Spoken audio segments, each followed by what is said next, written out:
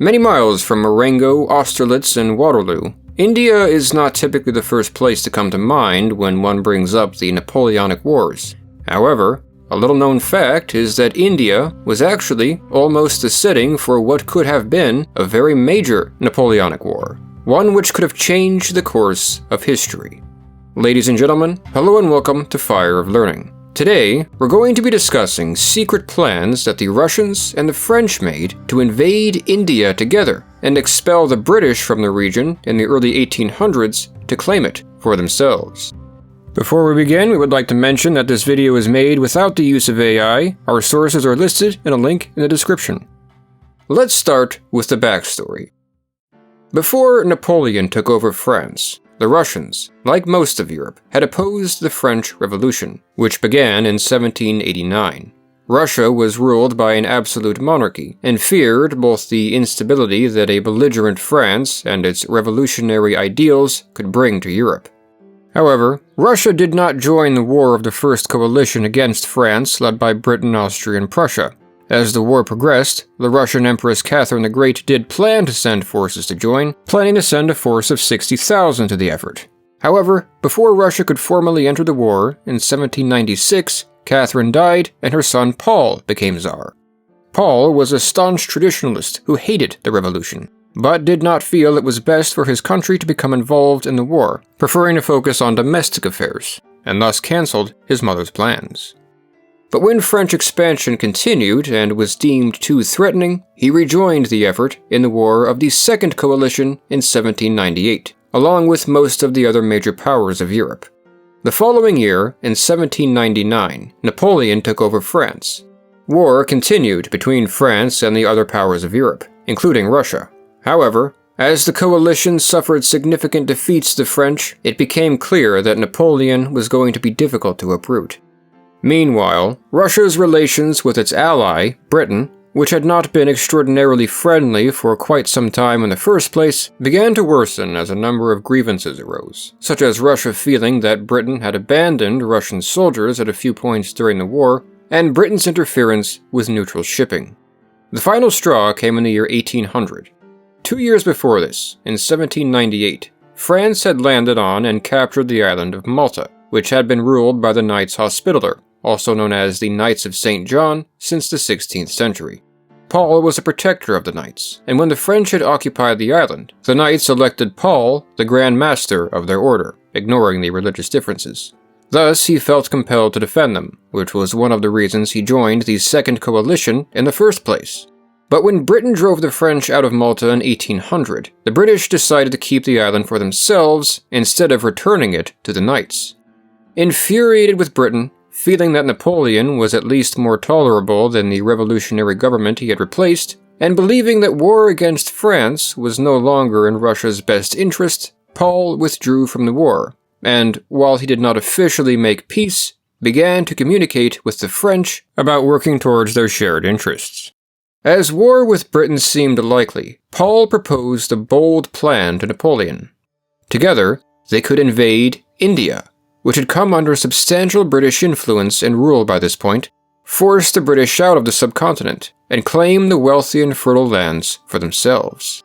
The British Navy was the most powerful navy in the world at the time, and was therefore a formidable barrier to any sort of sea invasion, especially an invasion of Britain itself. Thus, attacking British holdings elsewhere was simply a safer strategy. However, Russian and French interest in India was much deeper than this. The Russians had been interested in expanding into Asia, namely the Caucasus, Central Asia, and Persia, since the rule of Peter the Great the prior century, an interest shared as well by Catherine the Great.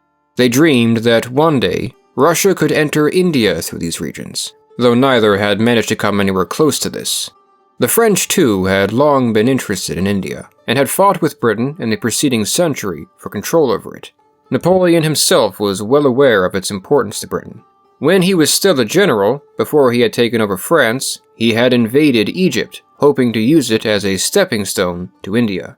However, Napoleon's invasion of Egypt had mostly been a failure, and never came close to anything like this.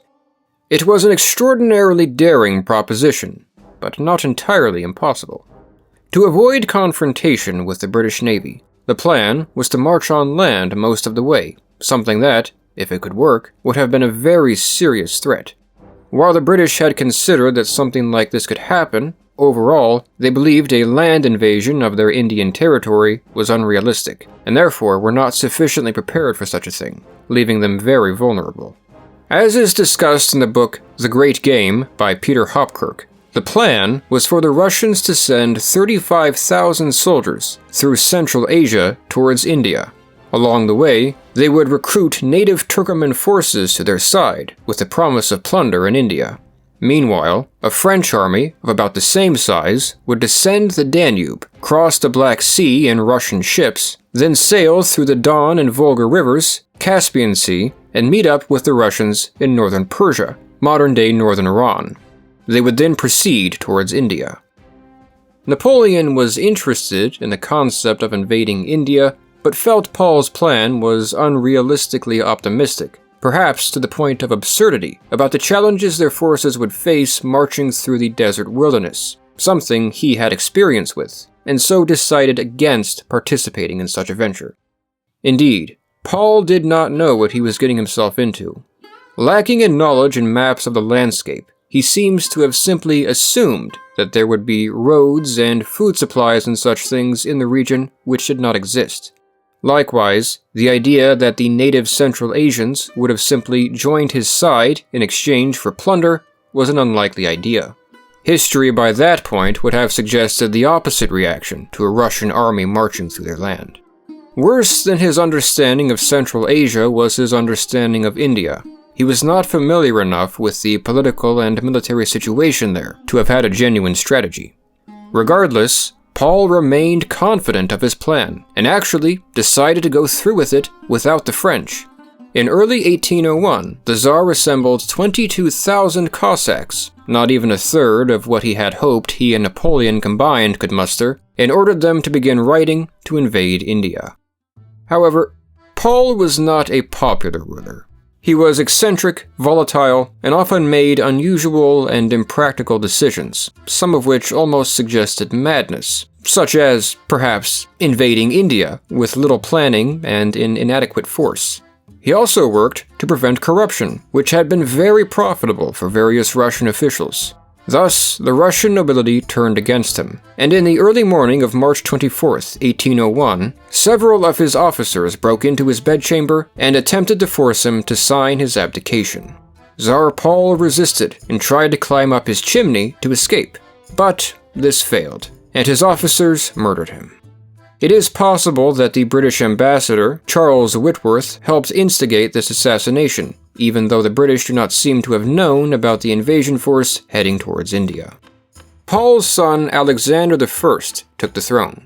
He sent a rider to meet up with the Cossack army, which had already made a long journey through the harsh Central Asian landscape in winter, to tell them, never mind, turn around. Although Hopkirk argued that this likely saved their lives, and that they likely would not have even made it to India. Alexander restored the tenuous friendship with Britain and went on to become an enemy of Napoleon. However, Napoleon did not forget this idea, and was very interested in a realistic version of it. In 1807, when Napoleon was nearing the height of his power, peace came again between France and Russia, and relations improved. During these peace negotiations, which Napoleon and Tsar Alexander themselves orchestrated directly on a barge in the middle of the river Niemen, Napoleon expressed an interest in invading India, ideally alongside the Russians, even claiming he would allow Russia to keep all the territorial gains they would make there. However, a British spy who supposedly dangled hidden underneath the barge, partly in the water, overheard this. When word of this reached Britain, the British East India Company began to devote more attention to protecting their possessions from land invasion, creating detailed maps of potential land routes armies might use, and securing an alliance with Persia. However, Alexander was not very interested anyway, and so once again, not much came of these ideas. Eventually, Russia and France again became enemies. In the end, Russia would play a leading role in Napoleon's downfall. Yet Russian interest in India and rivalry with Britain did not end after this. In fact, These incidents were very much a prelude to a much more intense Anglo-Russian rivalry that would develop in that region later that century, referred to as the Great Game.